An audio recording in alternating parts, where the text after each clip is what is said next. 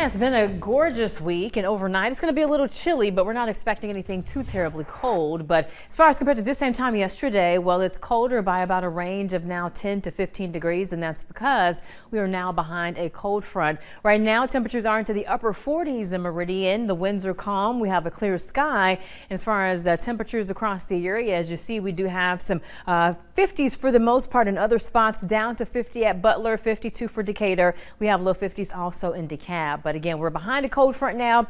We're tapping into more of a northerly wind, so we're going to have temperatures get a little bit cooler again for the start of our day tomorrow. But overall, tomorrow looks good. High pressure is going to have an influence, and it's going to bring us a lot of sunshine for our Friday. So even though the morning will be chilly, you can plan some outdoor afternoon activities, and the weather will be very cooperative.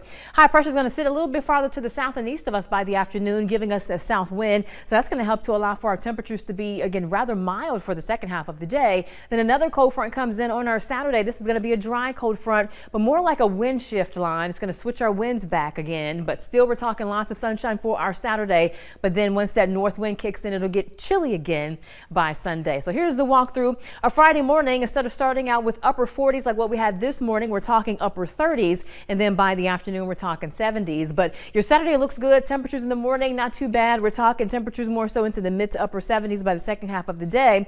And then once we get behind that cold front that moves through on Saturday, we're going to have temperatures more so in the 30s for the start of your Thursday, or should I say your Sunday, which means the Sunday services, make sure that you dress warmly heading out the door. The afternoon, we're talking 60s, but that's not too far from the average for this time of year. Now, what we don't want to see is a threat for severe weather. You see this yellow here, where this indicates about a 15% probability for severe storms in 25 miles of a point. The Storm Prediction Center has much of our area under this area of yellow, indicating more of a slight risk, and this is for that Tuesday, Wednesday time frame of next week, March 4th and 5th, and even parts of our area under that enhanced risk, and that stretches back throughout parts of West Mississippi, across the river into places like Louisiana and Arkansas. So here's the setup. We're going to have a potent area of low pressure and a cold front that moves in.